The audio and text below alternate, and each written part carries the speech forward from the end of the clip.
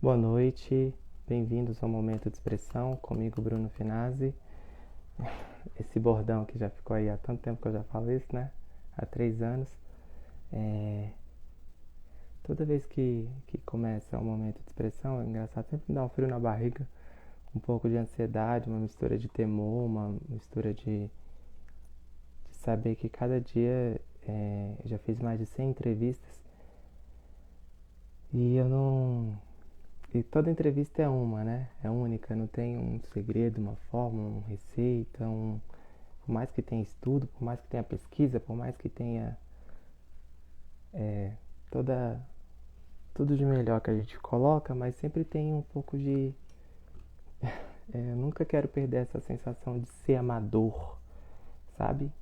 Porque eu acho que o amador tem uma riqueza muito grande nisso, assim, de você fazer uma coisa, algo despretensioso, assim, né? Não que tudo tenha alguma pretensão, que te leve a alguma coisa, mas eu quero nunca perder essa essência, assim. Então vamos botar pra quebrar. vamos ver se o Lu já entrou aqui. Ó, ele já entrou. Pra mim é o mesmo nervosismo quando eu tô em set, publicidade, quando eu tô gravando alguma coisa. Oi, Luiz. Eita, já estou no ar. Você é o craque das entrevistas.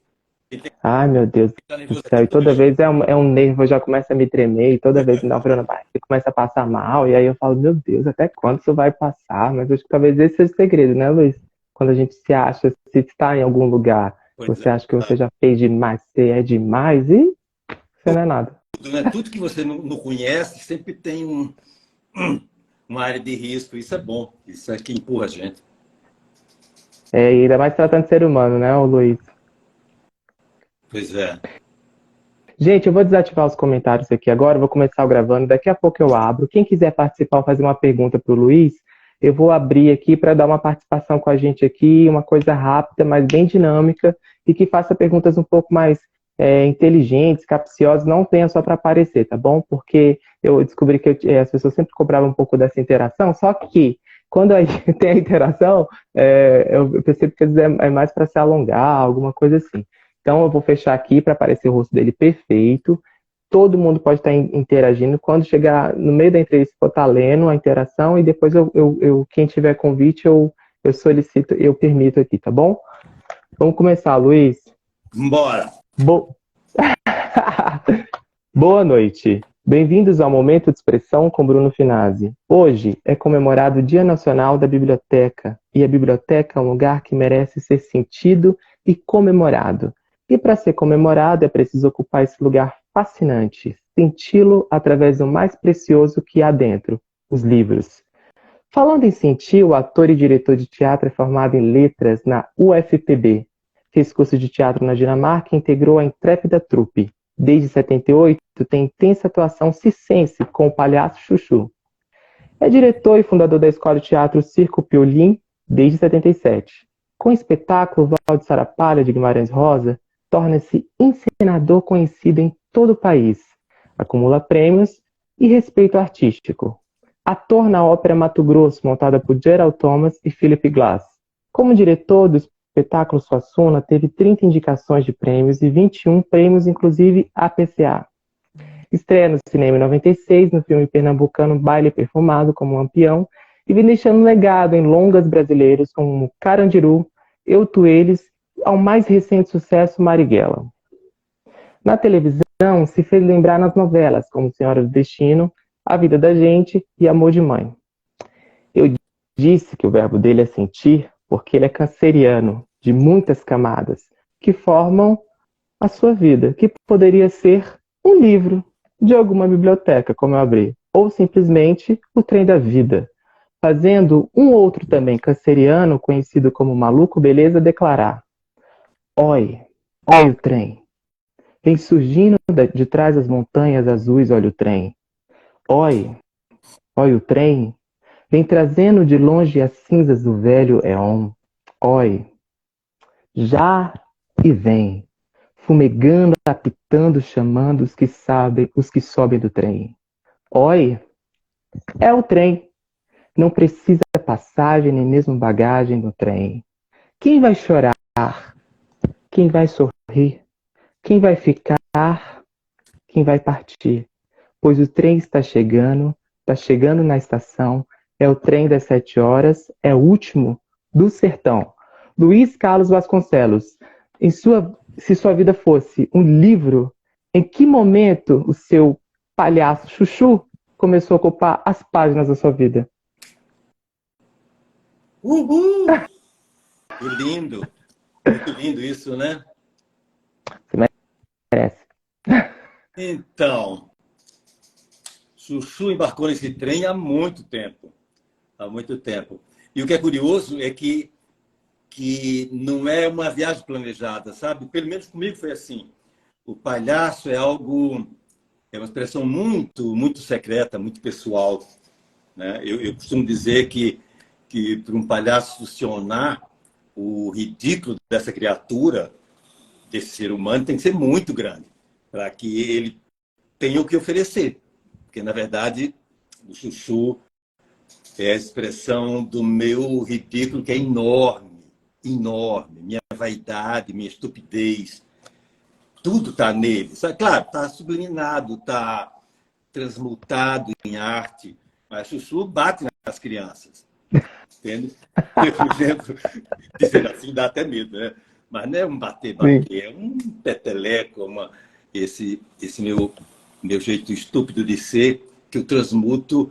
Eu me lembro de uma vez, sempre que eu fazia um filme, em algum momento do filme, eu me vestia de Chuchu e naquela comunidade onde a gente estava filmando, eu apresentava ele, como uma forma de retornar alguma coisa para aquela comunidade. E a gente estava filmando o primeiro dia do Walter Salles, eu acho que meu segundo filme, meu segundo longa, e eu fazia par com a Fernanda Torres. E quando eu fiz, e era na favela ali, tem aquela favela ali no Rio, no Leme, como é que chama? Uma favela famosa, aquela comunidade. O Não, Babilônia? Babilônia? não. Ai, deu um branco agora.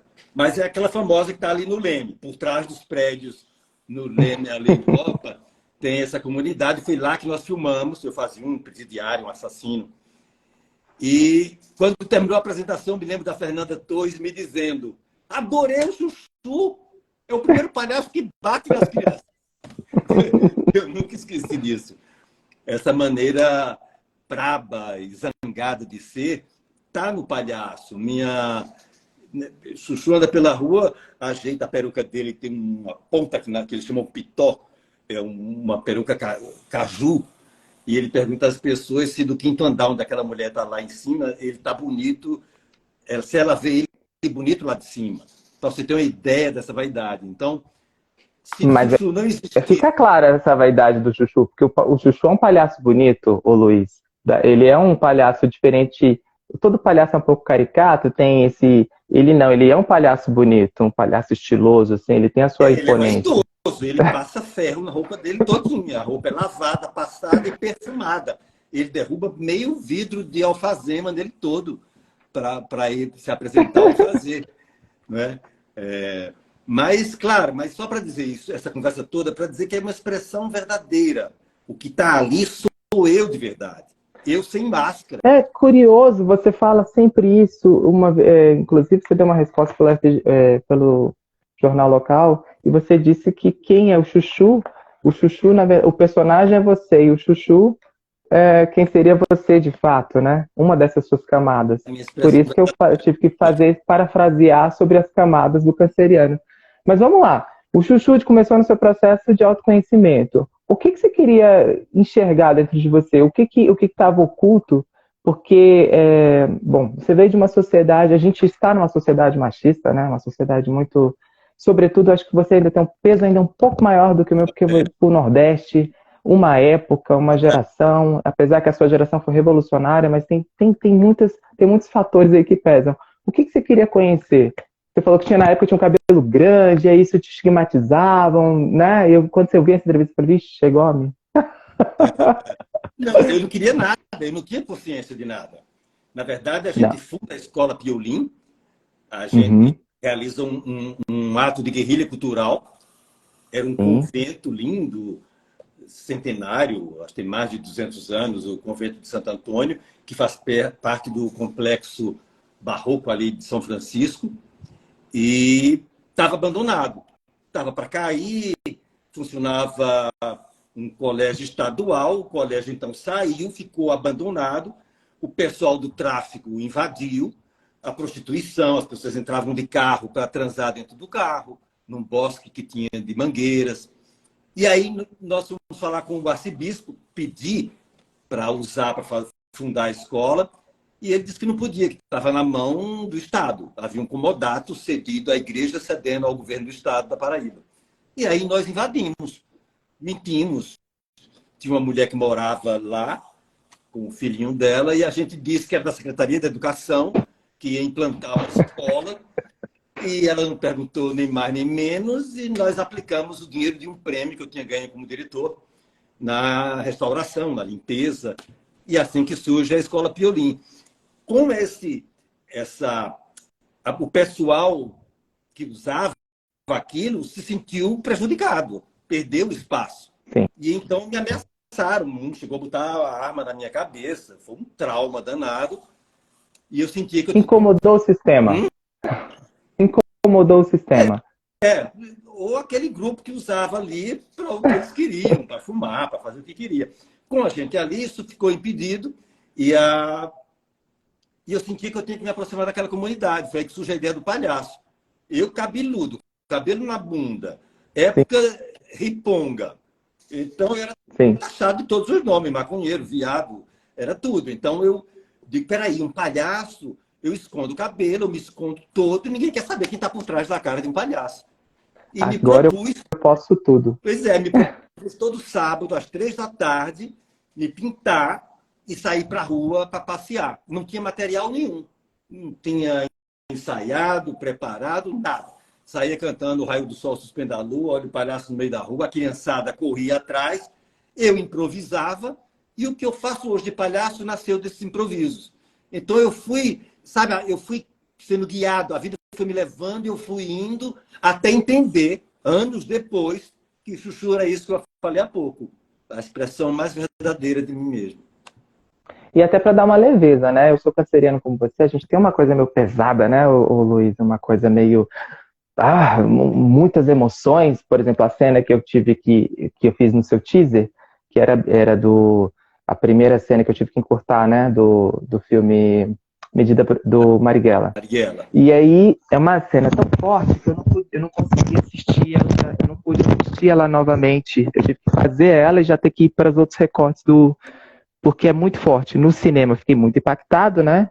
E eu não, ali vocês abriram o coração, né? E todos os atores ali. Então eu não pude. E quando o ator está reganhado, com muita emoção, né? E aí é muito forte e isso passa na gente, né? E eu não pude ficar assistindo muitas vezes, nem para impulsionar, nem para nada, porque é muito forte. Mas vamos lá, o Luiz. Deixa eu só dizer.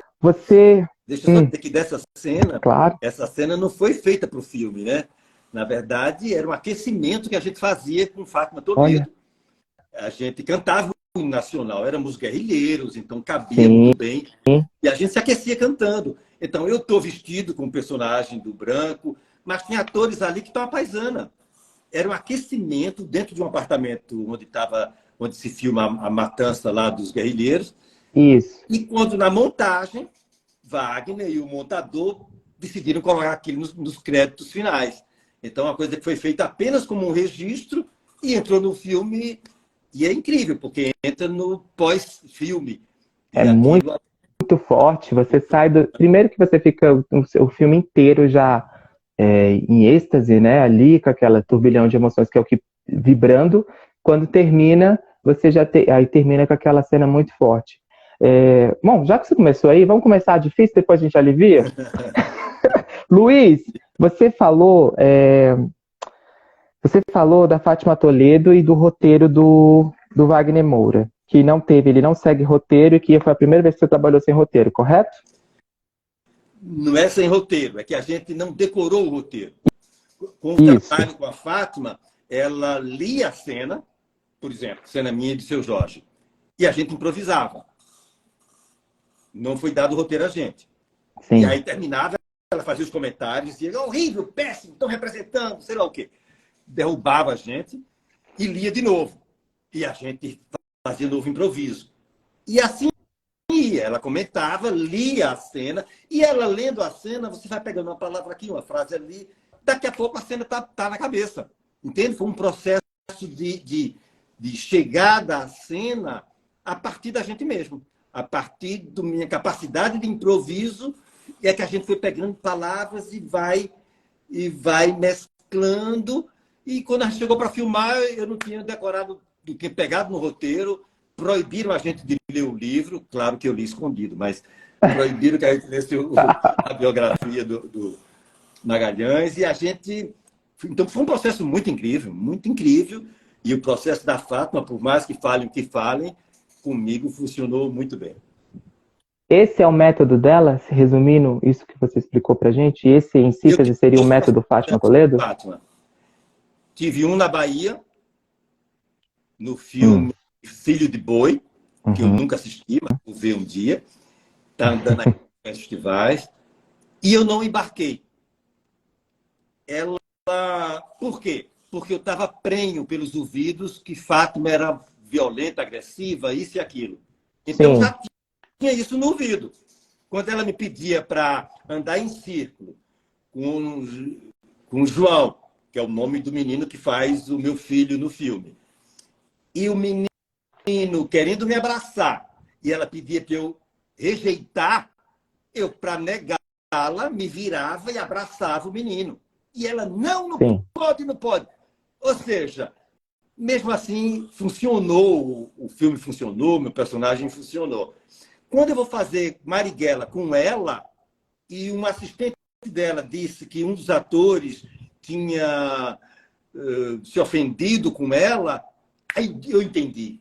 Eu digo, eu era esse ator lá na Bahia, que estava preso pelo ouvido. Aí eu me entreguei, deixei eles conduzirem, e aí a ficha caiu. E foi incrível. Sabe? Preconceito é preconceito, sabe? Você acha que, ou seja, é uma resistência que acontece desse novo método, porque a pessoa se forma numa escola, sei lá, EAD, numa grande escola, e aí vem um novo método, uma nova forma de trabalhar, e as pessoas têm, os atores têm essa resistência. Você acha que é isso, sobretudo? Resumindo, eu diria que a sala de ensaio é o território do jogo. Então, tudo que ela faz, por mais que pareça exagerado ou violento, é uma maneira de lhe levar para algum lugar. Você sair de você mesmo, você enfrentar você mesmo. Entende? Daí a importância. Então, eu não posso dizer, vou processar. Então, diz a ela que não quer o método e vai fazer outra coisa, não faz o filme, entendeu? Porque o que é proposto ali é porque é jogo, não é de verdade. É para levar o ator para um lugar que ele tem dificuldade de ir. Entendi. E você sempre fala que você é um ator de teatro, né? Eu já vi você falando várias vezes, quando começava a entrevista, você já falava, não, porque eu sou um ator de teatro. Nessas primeiras impressões, quando você fala que você é um ator de teatro, já afirmando, também tem um outro tipo de peso, né? Porque tem esse ator do teatro, ator do audiovisual, o ator do cinema, o ator Fátima Toledo. As pessoas acham que só não questionam o Wagner Moura porque é o Wagner Moura, porque do contrário, senão, porque ele é um dos que sai em defesa da Fátima Toledo, ao contrário da classe artística de São Paulo, que fica um pouco dividida aí, mais pesando para negando o método dela. Mas falando sobre esse artista, esse ator do audiovisual, você se consagrou no audiovisual, no cinema. Existe algum... Você acha que... Bom, você sabe que sim. Existe algum tipo de... O ator do audiovisual um pouco inferior ao do teatro? Não, inferior não é uma palavra boa, não. Não? Não. É igual. É igual... Veja bem, quando eu digo que eu sou de teatro, é porque eu comecei no teatro. Eu sou um menino do interior. Nasci em Umbuzeiro, fronteira sul da Paraíba com Pernambuco. Com 7 anos, fazia teatro porque vi num circo. Eu contava histórias para a meninada do grupo escolar e da rua, imitando um pouco meu pai, que fazia isso à noite. Só tinha luz até 8 da noite, um motor com energia elétrica. 8 da noite desligava o motor e meu pai juntava a meninada na rua ali e contava histórias de assombração. Era incrível. E tinha os leitores de cordel na feira que eu assistia como criança. Maravilhoso. Então, eu tentava reproduzir isso, eu inventava histórias para meus coleguinhas. Até que eu fui no circo, uma primeira vez. E na segunda parte do circo tinha um melodrama. Aí eu digo, epa, pode ser mais do que contar. Eu posso viver, eu posso fazer. Aí pronto, aí minha brincadeira mudou. Eu passei a inventar melodramas, que é o que eu tinha conhecido, e a juntar os amigos e a fazer encenações. Então eu brinco disso desde muito pichuruto lá, muito pequeno. Em João Pessoa, vou fazer teatro amador. Ou seja, tem toda uma trajetória de teatro. Só que, como você está vendo, isso que eu brincava aos 7 anos não era só de ator, era diretor também. Porque eu Sim. juntava os meninos e era produtor. Porque eu juntava os meninos, ia pedir aos adultos cigarro para poder filmar na peça, fazendo papel de adulto. Então, e diziam que cada um tinha que dizer, também era o autor. Ou seja, eu comandava a brincadeira e era o ator principal, lógico, que tinha que morrer em cena todo Sim. dia. Então, o ator e o diretor já nasceram junto. Quando eu sou chamado, o meu primeiro filme é O Baile Perfumado. Quando eu sou chamado para fazer, eu me emborro todo, morro de medo. Mas hoje, tendo vivido o teatro, o audiovisual, o que eu percebo é que é igual, porque tem que ser de verdade. Esse é o ponto. Entende? Luiz, mas eu estou falando sobre a cultura da nossa classe. Que você sabe que existe um certo olhar, existe um certo tipo, ah, mas esse é ator de novelinha açucarada. É um ator que é bonito, que vê modelo, é um influencer, ele tá por conta do apelo popular.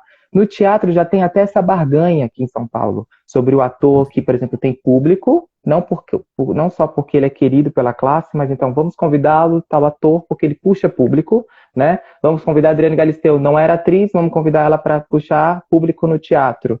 E ela puxa o público para o teatro. Eu estou falando dessa entropia, desse comportamento organizacional que a gente tem de tratar um ao outro. E, de algum modo, você falou que não é bem legal a palavra, eu concordo, não é bem, mas tem esse tratamento de ator inferior do teatro. Você nunca recebeu, você nunca olhou dessa forma?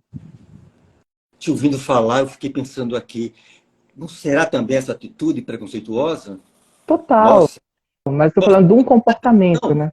isso tem, digamos a TV, né? Que a TV tem um acesso maior. Você faz o Sim, teatro, algumas centenas, milhares ali de pessoas viram. Se você está na novela, vão ser milhões. Dependendo sim. Falei, da opa, emissora, 40, 50 sim, milhões. Então, e as empresas, enquanto empresa, que tem que ter lucro, que tem que vender, tem seus mecanismos. O padrão de beleza, a estética oficial, embora isso está mudando bastante. Né? A gente tem visto aí os espaços se abrindo para todo tipo. Né? É um caminho muito longo, mas já há aberturas incríveis para todos os tipos, os biotipos todos de atores. Não é? uhum. Então, eu prefiro não concordar muito com essa opinião. Imagina, São Paulo é um grande núcleo, não é, de atores, Cênico, talvez o maior. sim, total. É lá que estão as grandes empresas, é que estão os maiores teatros, as TVs e tudo mais, as produções cinematográficas. Mas hoje, há um olhar... eu dou um exemplo do Sesc, né? O Sesc, que em São Paulo é incrível, quando faz os seus festivais, o balaio cultural, eles têm olheiros no Brasil inteiro. Eles vão aos festivais. Então, Sim. hoje em dia, você nem precisava mais ir morar no Rio como eu fui. Em 84, morar 20 anos no Rio. Em 2005, retornei para João Pessoa. Para furar uma bolha, Furar a né? Que bolha é, para tentar ser visto e tal. Mas, na verdade, hoje, se você continua... Muitos jovens me mandam mensagem. Ai, me dê uma força. Eu digo, olha, sim, faz o teu teatro na tua escola. Faz. Se você... É isso que você quer? Te pergunta, é isso? Se for, filho, faz e faz o teu melhor. Sabe que o olho vai bater em você e vai te chamar para isso ou para aquilo. Então, tem teste, tem aquilo outro. Então, acho que esse caminho, se a pessoa é modelo, bonita, e a empresa quer ela botar uma novela, que ela tenha sorte, se descubra como atriz e seja feliz. e não E não é inferior em relação, mas como classe, no caso, ela não é inferior por conta disso, né? Por conta desse arquétipo, ela não tem culpa de nada. Não estou chamando para ela trabalhar. Se ela ou seja, ela faz uma coisa inversa. Ela já tem a chance de trabalho e agora vai aprender a fazer bem. Então vai estudar, vai errar, vai acertar. Sabe, eu acho que, sabe, o ser humano, a vida é um mistério muito grande para a gente estar dizendo, porque dá um pouco de inveja, tem tudo. O ser humano é complexo. Nós Sim, temos sim, inveja. exatamente. Nós É, temos mas inveja. E se eu não percebo que eu estou com inveja, eu não vou deixar de ser invejoso nunca, caramba. nunca, mas eu estou falando de um comportamento aqui. Você já se forma numa escola e aí você já vê os professores frustrados de não ter dado certo na carreira, de não ter ido, ter tido uma projeção assim, e aí já projeta no outro todas essas suas frustrações. Por isso que eu estou te falando por ter esse comportamento. Luiz, você falou uma coisa super legal do Sudeste, você ter ido para o Rio de Janeiro e ter há anos atrás, e que hoje a gente não precisa disso por conta de a gente estar com a grande mídia que é o celular, né? Também, né? Hoje ele nos dá essa projeção. Você e as pessoas, você falou que as pessoas entram em contato contigo para poder para você dar oportunidade. Você é uma grande ponte de conexão com os artistas nordestinos e com a indústria do audiovisual, que se concentra no Nordeste, no Sudeste, aqui em São Paulo, no Rio. Você acha que você já furou aí? Você acha que você é essa referência para todo mundo te olhar como uma ponte? Não sei se ponte. Referência talvez, como eu tenho sei lá, mais de 20 filmes e dirigi espetáculos bem-sucedidos. Então, Muitos prêmios. eu sou muito chamado. Agora mesmo eu estou indo a São Paulo trabalhar com um grupo. Vou ficar uma semana aí a partir do dia 15. Você está onde? Rio ou São Paulo? São Paulo. Então, sempre há essa busca, essa tentativa de troca, de estar junto, de querer que eu dirija o projeto desse ou daquele. Eu sou muito criterioso, claro, e tento jogar limpo, principalmente comigo. Sabe assim, se me interessa, de que maneira delicadamente eu digo que não posso fazer aquilo, porque eu estou sentindo que eu não quero fazer aquilo. Eu sou um ator que eu já neguei novelas, alegando questões de agenda, isso ou aquilo, porque eram personagens que eu sentia que eu não ia acrescentar nada. Entende? Um tempo mais atrás, mais jovem. Então, eu digo, ser o motorista daquela dama ali da novela, eu já entendia o que ia ser aquilo e eu não fazia. Então, eu acho que isso ajudou a criar na minha carreira um certo perfil, sabe, de algum critério. Eu não faço tudo para que eu sou chamado. Sou muito criterioso, tentando ser fiel comigo mesmo. Eu quero estar feliz, eu quero fazer. Nossa, eu quero, isso eu quero. Quando o Wagner me manda pedindo para eu gravar um áudio dizendo por que eu queria fazer Marighella, o filme Marighella, e que eu gravei um áudio, e daí que ele diz, né? Aqui no filme não são atores, são guerrilheiros. As pessoas que estão fazendo o filme é um filme que tem partido, sim, tem lado.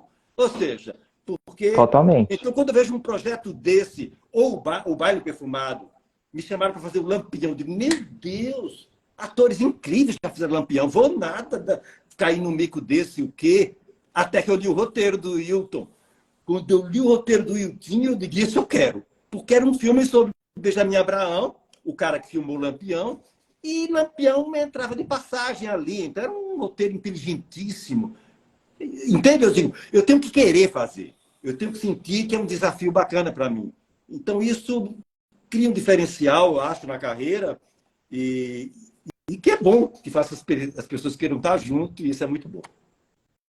Esses filmes que tem lados que você falou, né? Sobretudo um filme político, como você fez. Marighella foi um filme político no momento oportuno do país, né? Da cultura. Necessário, né? Como é que mas a gente sabe que a gente estava falando sobre essa indústria do audiovisual, né? Que é um produto e que está ali para gerar lucro e que a gente é tudo um produto, né? A gente é um chocolate. A gente está comercializando algo. Quando qual é essa linha tênue que você faz para equilibrar do seu produto, da sua arte? Eu olho eu olho para a novela como arte. Eu me lembro que uma vez eu fui jantar com uma grande atriz e aí falaram, Bruno, não fala que você assiste novela porque senão ela não vai nem te responder na mesa de jantar. E a novela, para quem é de classe C, D e E, ela ainda é a grande mídia de cultura para chegar, tem a sua arte ali. Mas quando a gente começa a trabalhar com isso, a gente não romantiza mais essa relação que é trabalhar, de fazer o produto, fazer a novela, fazer o cinema. Você fez muitos filmes de denúncia, né? Você fez o Carandiru, você sempre faz filmes bem que cutuca ali a ferida da sociedade, que mostra ela. Te dá medo fazer esses filmes assim? Por exemplo, no Marighella, você ficou muito exposto, né? E a gente está com uma posição polarizada. Te deu medo depois de andar nas ruas, de as pessoas confundirem, partindo de um pressuposto que você já tinha um lado e era declarado? Não, esse medo não. Me deu alegria, me deu orgulho, me deu... me senti como um instrumento necessário nesse momento que o país vive, de tanto ódio, sabe? Porque é muito complexo tudo isso. É uma Claro. ascensão planetária da extrema-direita. Não é só no Brasil. Os É. 4 passaram com o governo anterior. Tem hora que eu não acredito. Nós não vivemos isso. Isso é um sonho.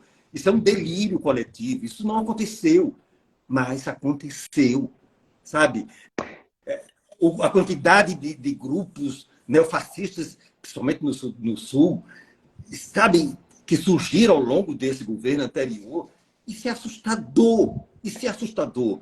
E como sistema, Luiz, por exemplo, para você assumir hoje o seu lado de político, você perde muita coisa também. Você perde uma parte, né? Você tem seguidores, você não pode se posicionar 100% declarado. É muito delicado para o artista brasileiro, né? Eu Porque o não artista tenho brasileiro, ele vem... Não? nenhuma reserva nesse aspecto.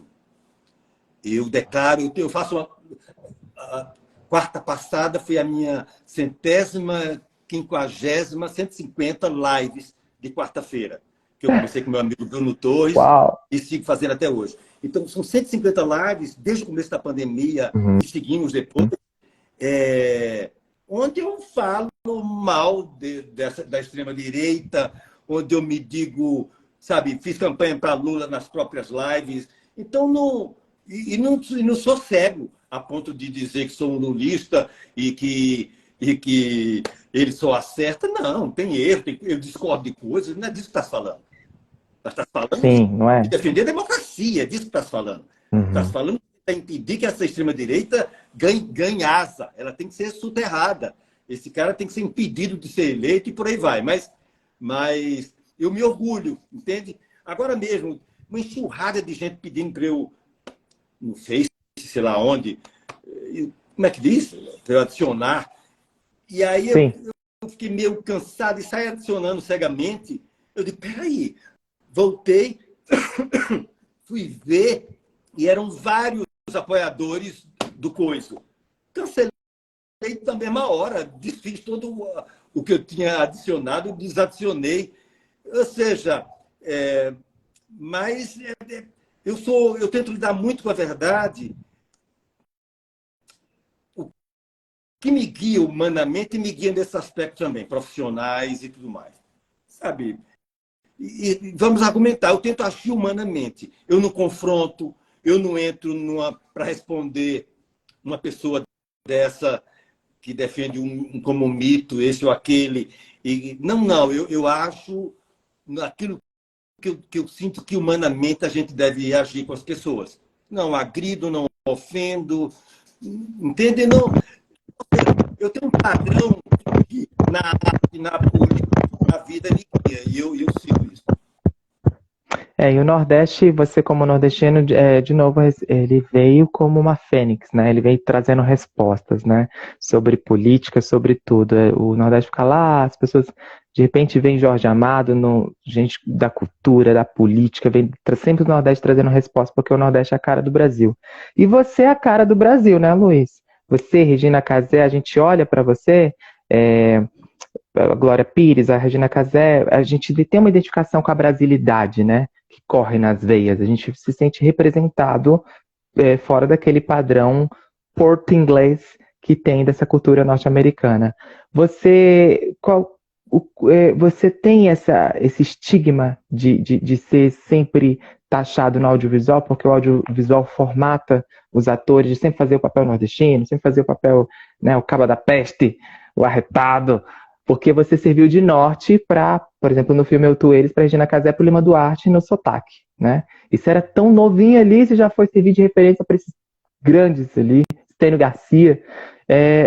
Esse enquadramento da caixa do audiovisual não é um pouco temerário para você, ou você já sabe driblar com ele?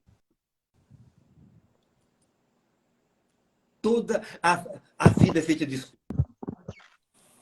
Os budistas dizem que para tudo que se faça, você tem 3.000 possibilidades, mas só vai escolher uma. Isso é muito claro no diretor de cena. O ator pode fazer de 3.000 maneiras, mas Sim. você vai escolher aquela que você acha que é a mais bela, que funciona, que vai chegar no espectador, que vai chegar em mim. Eu monto uma cena para o meu prazer estético. Então, se outras pessoas gostarem também, eu sou um diretor de sorte. Mas eu faço para o meu gosto. Então, de que a gente estava falando? Peraí. Sobre o audiovisual, sobre você se expor, você entrar. Então, eu me lembro que quando eu vou para o Rio, eu fui tentando ser famoso. Eu era totalmente alienado. Eu fui achando que eu ia aqui em João Pessoa, eu já estava sendo chamado para falar no momento que eu mais precisava escutar. Foi aí que eu digo, não, eu tenho que sair daqui. Eu tenho que ir, vou para o Rio, eu vou iludido de que eu ia fazer novela, passei fome, sofri feito cão. Tem muitas histórias que eu vivi terríveis. Não, essa sua história ela já é contada e repetida desde a década de 60, de 70, né? Todos os atores já fizeram isso para o Rio de Janeiro em relação a essa indústria do admirável grande mundo, novo mundo do audiovisual.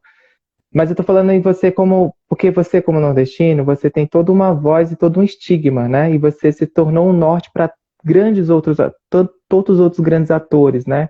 Aí sempre associam você ao Irandi, associam você a poucos, assim. Mas eu ainda acho um pouco nichado, você não acha, não, Luiz? Nichado, tem tanta gente boa no Nordeste, ainda vocês são ainda a palavra em voga, vocês são sempre... Não estou dizendo que vocês também não merecem essa oportunidade toda, mas tem tanto grandes outros atores no Nordeste, você concorda? Que ainda tem que ter um olhar um pouco mais específico para lá? Eu acho que já não é mais assim. Não? Se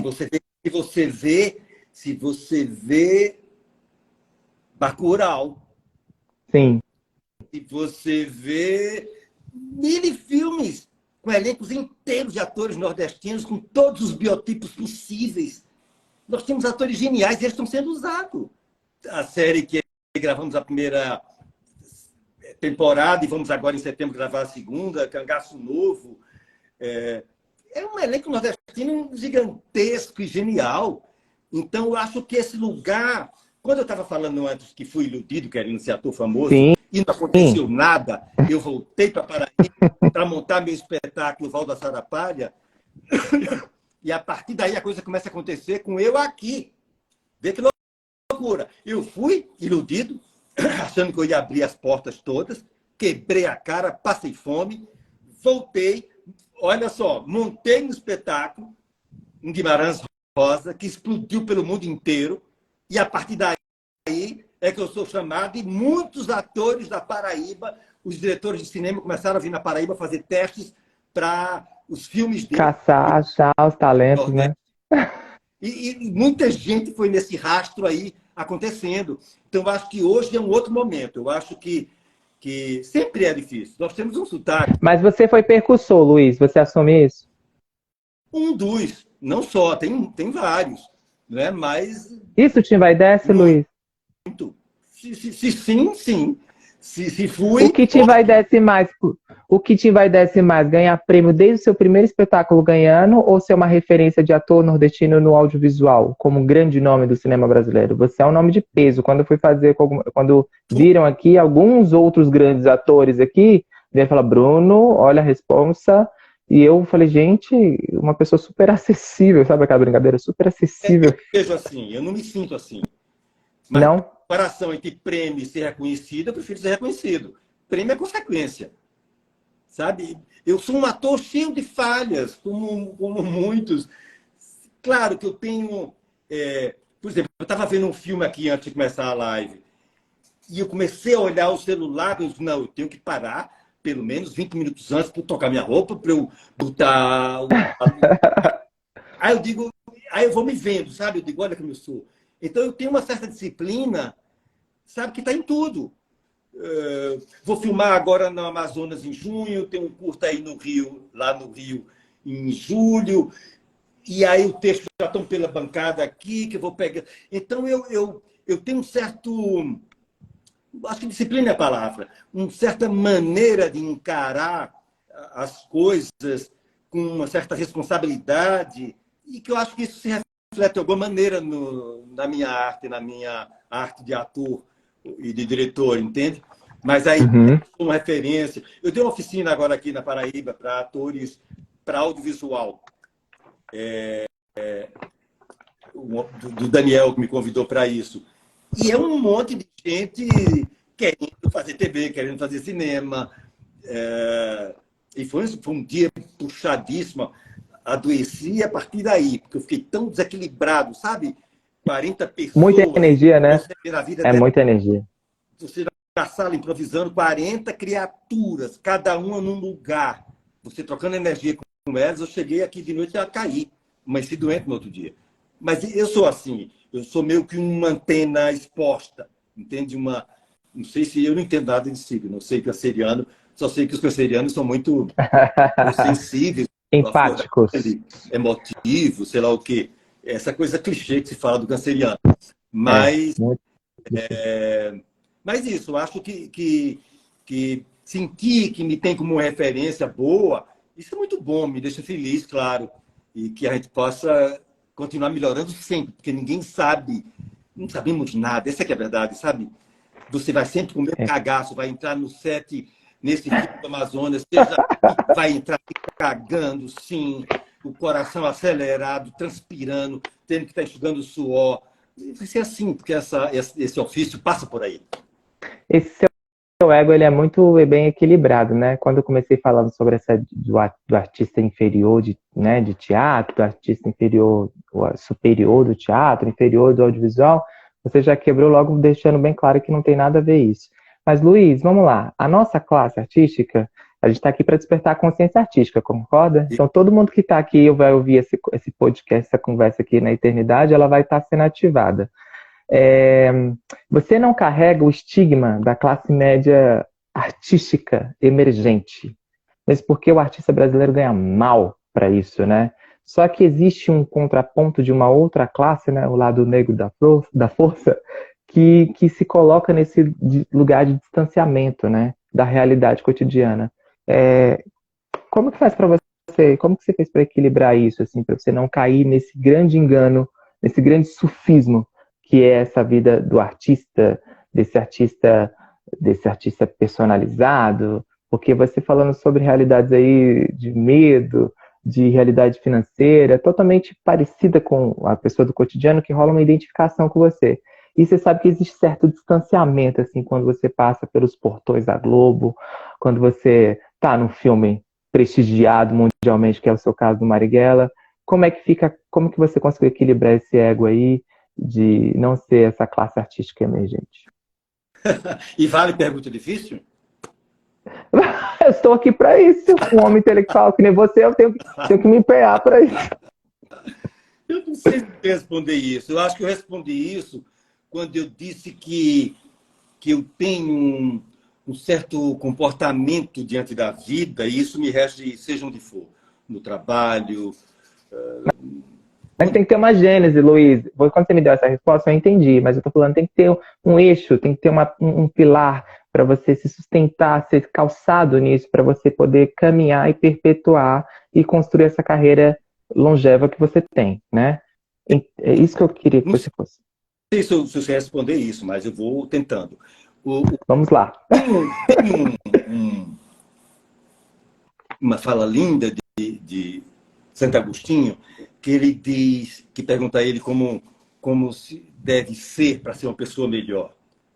E ele aconselha que se faça como aquela velha máxima que está escrita lá no oráculo de Delfos: conhece-te a ti mesmo e conhecerás os deuses e o mundo. Eu tive a sorte de, há bom tempo atrás, atentar para isso. Estar atento a mim mesmo, de olhos muito abertos. Né? Se a gente for ver aquela falinha lá do Mestre Jesus, que a gente está homenageando esse final de semana, ele também vai dizer: orai e vigiai. Esse vigiai é o mesmo conhece a ti mesmo. Porque ele não vou vigiar os outros, que ele disse para não julgar ninguém. Então ele não está dizendo Não é que eu sobre os outros, é sobre a gente, né? está dizendo para eu me vigiar. Orai e vigiai a ti mesmo, completo eu. Então, esse olhar é fundamental. Eu falei de inveja ainda há pouco. Aconteceu comigo. Eu li uma notícia de um amigo meu que eu amo, que tinha ganho um prêmio. Isso já há um tempo atrás. Quando eu li isso, eu me percebi estranho. Eu parei, eu digo: peraí, o que é que eu tô? E eu vi que eu estava com inveja. Sim. De uma pessoa que eu amo, que é o meu irmão de toda a vida. Mas foi fundamental para mim perceber que eu sinto inveja. Na mesma hora, emitir todas as energias de todos os prêmios para o meu amigo querido, que ele merece, deve ganhar todos, e nunca mais senti. Entendeu? Foi preciso que eu percebesse. Transformou, fez uma alquimia nisso daí. Com certeza. Foi preciso que eu percebesse. Então, ter olhar sobre si mesmo é tal ego. Então, você é chamado, Sim. você é anunciado, você é convidado para aqui, você tem referências, deferências aqui. Todo mundo quer estar perto de você, você é maravilhoso, você é o querido, você é o amado, lindo, todo mundo te deseja, eles, elas, todos. Você tem essa necessidade de as pessoas gostarem de você? O canceriano gosta de ser querido. Você tem essa necessidade? Todo ser humano tem. Né? Todo ser humano quer ser amado. É como os palhaços querem ser amados.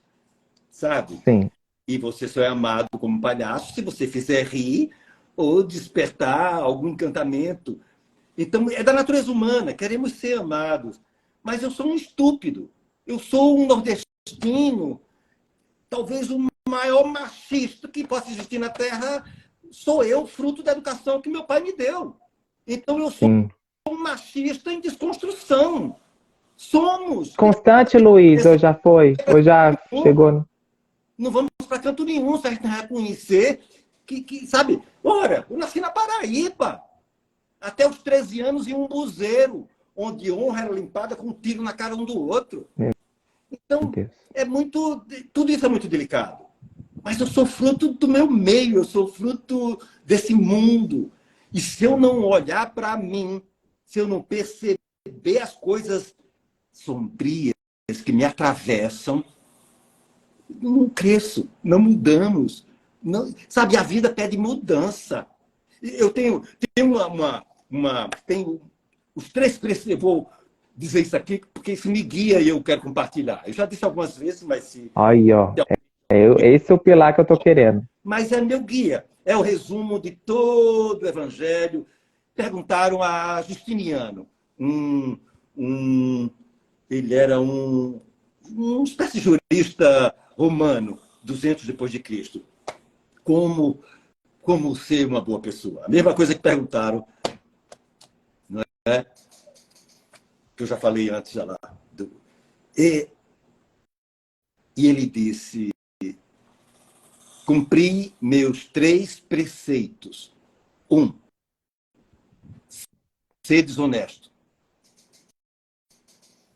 2, ser de modo a não prejudicar ninguém. 3, sedes justo, dai ao outro o que lhe é devido. Honesto, não prejudicar ninguém, ser justo. Aí eu analiso muito isso. Ora, para eu ser honesto, eu não posso prejudicar ninguém nem ser injusto. Para eu não prejudicar ninguém, eu tenho que ser honesto e ser justo.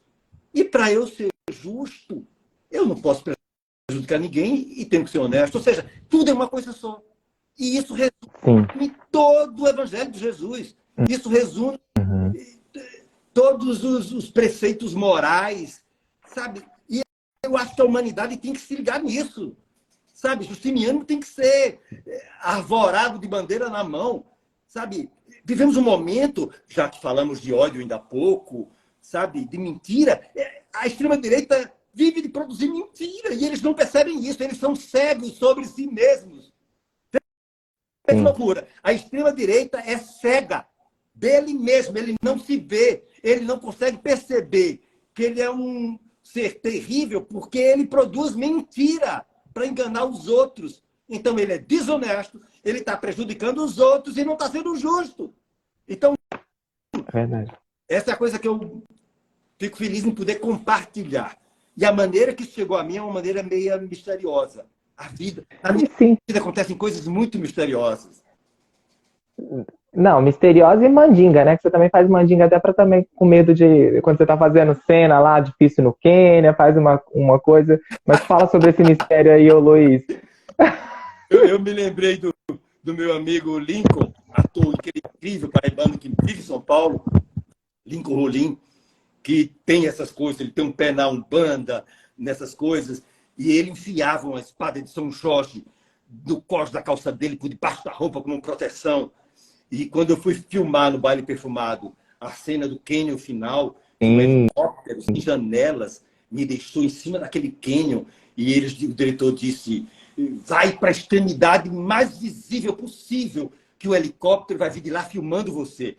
Isso era no Raso da Catarina, cheio de espinhos e cocô de bode selvagem. Eu não sabia se aquela pedra do espinhadeiro me suportava. Se eu pisasse, eram centenas de metros abaixo, uma coisa absurda de alta. Eu tremia mais do que vara verde. Prevendo tudo isso, enfiei 3 espadas de São Jorge no cós da calça, como o Lincoln tinha feito. Tomei um banho de alfazema. Nem sei se serve ou não serve, mas criei meu próprio rito, entendeu? Era a forma que eu digo, eu vou fechar feito Lampião. Não era Lampião, meu personagem? Vou fechar meu corpo. Fiz as orações de Lampião, fiz toda essa mandinga, entrei no helicóptero, nem por isso minha perna parou de tremer. Mas estou aqui. E deu certo a mandinga. Mas você está falando sobre a questão de ser espiritualizado, né? Que é um pilar seu. Depois daí, ou foi onde você procurou esse seu transcender, esse seu religare, assim, com o divino? A gente está no momento da consciência humana que a gente já transcendeu a matéria, né, Luiz? Eu acho que eu falo isso como uma pessoa que, assim, veio boa parte da vida em São Paulo, de um lugar que é a selva de pedra, e as pessoas estão procurando cada dia mais se conhecer, seja na psicologia, seja na Umbanda, nos seus terreiros, nos seus guias, mas todo mundo faz parte de um processo, cada um usa a sua ferramenta para poder se conectar. E você, místico eu sei que você já é, né? Macumbeiro também. Agora, qual é o seu rolê, seu religare? Olha, Como que você faz? O que você trouxe para hoje, para sua vida, assim? eu nasci num lar espírita.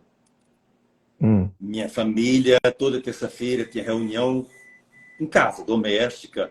Pessoas que precisavam iam, pediam para ir, alguém indicava, mas não era uma coisa pública, era uma coisa com a mesma média, Dona Lourdes, que já nos deixou há uns 3 anos.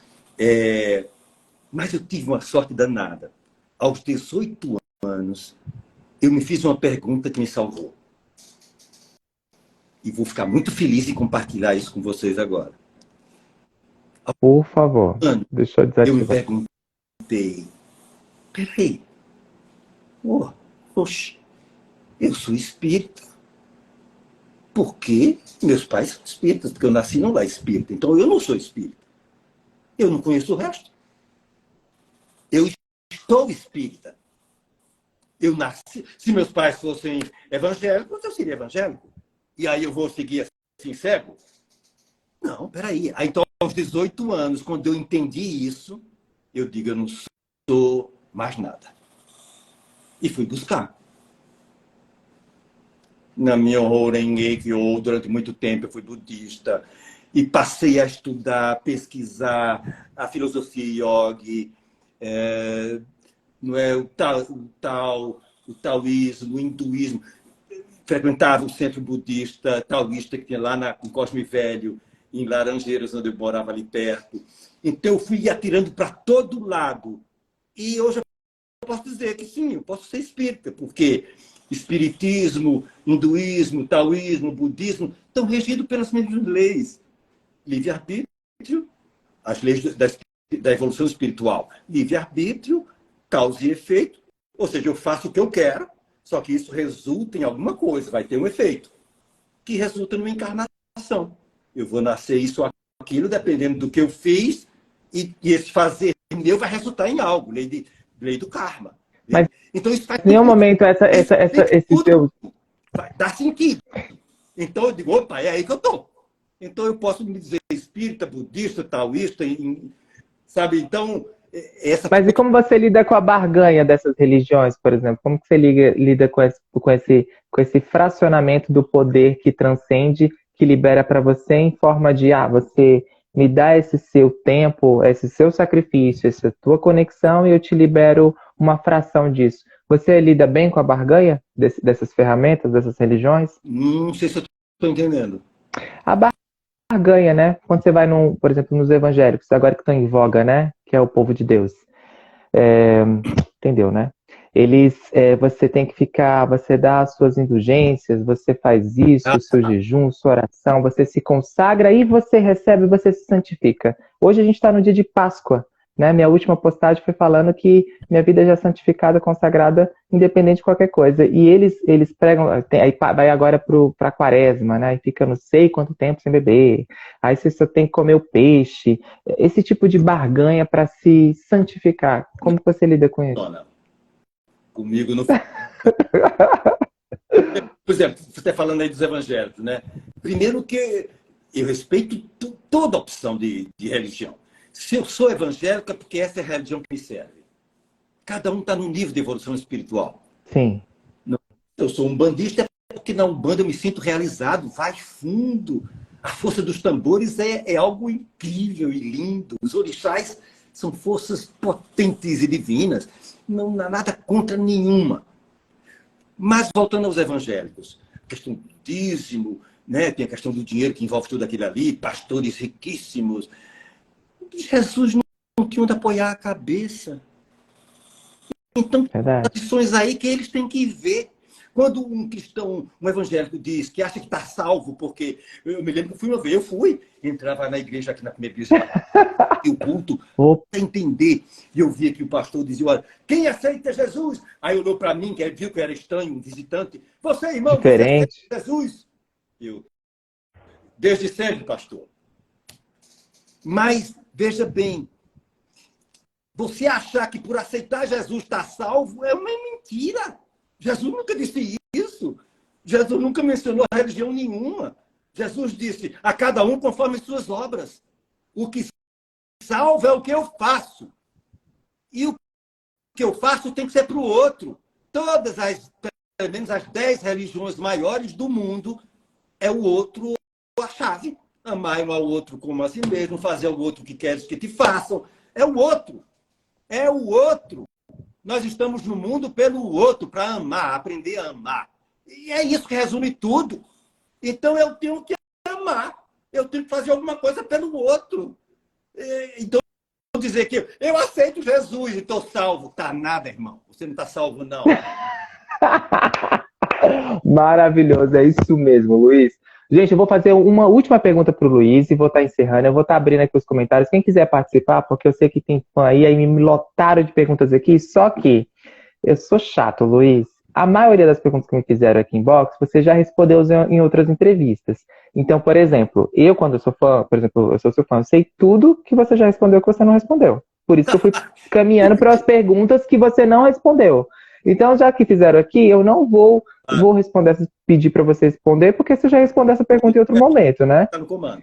Então, eu vou perguntar aqui agora para o Luiz uma pergunta, vou abrir os comentários, vou estar lendo enquanto ele me responde. Quem quiser participar e fazer uma pergunta interessante, capciosa no bom sentido, aí vai estar convidado, tudo bem? Gente, Luiz, vamos lá. nesse seu processo de autoconhecimento, resumindo tudo aí na análise comportamental, ó, eu me achando, né, que fiz essa análise.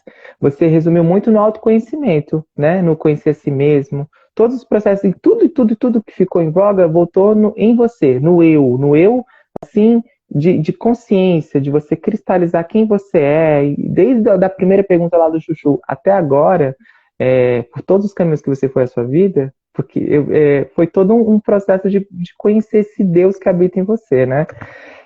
Nesse processo, a gente passa por certos escapismos, concorda? A gente vai por certos caminhos, escapismos. Escapismo. E existe drogas, existe relações que a gente se perde no outro, a gente se perde em muitos caminhos e a gente se encontra. Como foi o processo de droga? Você vivenciou isso? Você usou um barato? Eu uso ainda, de vez em quando eu fumo baseado. É... Numa boa. Por exemplo, com a pandemia, eu tive idas e vindas, períodos longos sem. Com a pandemia, meio que eu voltei um pouco a fumar, uma coisa aqui, outra ali. Nessas últimas semanas, desde a oficina que eu falei, que me derrubou um pouco energeticamente, que eu acho que foi uma soma dessas coisas. Adoro vinho, adoro jantar tomando uma taça de vinho, só que não fica na uma. Às vezes. Então, eu estou nesse momento de tentar me controlar, aproveitando que eu tive essa virose, uma virose fruto dessa bagunça toda que eu vivi as últimas semanas. Mas todo mundo pegou, eu também fiquei com virose, todo mundo. Meu caso é muito desequilíbrio energético, sabe? Sabe enfiar o pé na rua. Então, eu tô me reequilibrando. Se eu estivesse normal, eu estaria com uma taça de vinho aqui com você agora. Mas eu digo, não, estou nos últimos resquíciozinhos de limpar nariz e coisas assim. Então, deixa curar de vez para eu voltar a tomar o vinho e fumar então, que seria... Mas você chegou a se perder, Luiz?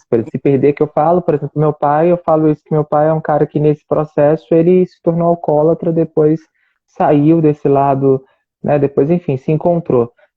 Eu usei drogas durante um tempo e consegui sair porque é uma delícia, né? Mas você tem que entrar e saber que é uma teia e você sai disso. Você se perdeu, falando se perder assim, assim, sarjeta mesmo. Não? Oi? Você já chegou a se perder ou não? Não chegou nunca? Eu não. Eu acho que a questão é muito chique, é muito fino, né? Sabe? Por ter uma busca espiritual, isso é um freio muito bacana. Isso, quando eu me aparto das leituras, dos estudos, fico mais vulnerável. Aí enfraquece. Fica vulnerável, você abre as portas, entendeu? Então, equilibrar isso, sabe? Ter as suas buscas, as práticas, é um fortalecimento espiritual muito grande, né?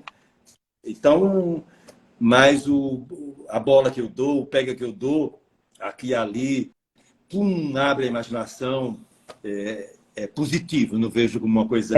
Faz parte de um processo criativo, no caso, né? Isso. Então, que seja isso, né? O ator de Grotowski, o ator santo, que é o ator que chegou nessa santidade, porque eu só tô vendo aí o Grotowski falando totalmente, puramente falando através de você. Luiz, doeu? Nem um pouco, gostei muito. Então tá bom. Luiz, muito obrigado por estar aqui no Momento de Expressão, aos fãs Luiz, as pessoas que vão escutar isso aqui, porque agora isso aqui vai estar nas redes, uma vez que está nas redes, eternidade, né? A gente não sabe qual geração que vai pegar, qual pessoas que vão ativar essa consciência artística.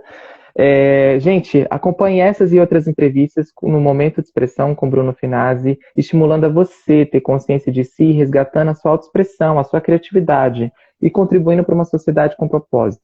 Momento de Expressão com Bruno Finazzi, ao vivo, no Instagram Bruno Finazzi, sempre que posso, aos domingos, sempre com uma consciência artística para o seu despertar criativo. Obrigado, Luiz. Muito obrigado. Beijo, gente. Eu que agradeço. Beijo grande. Obrigado. Obrigado, gente. Tchau, tchau.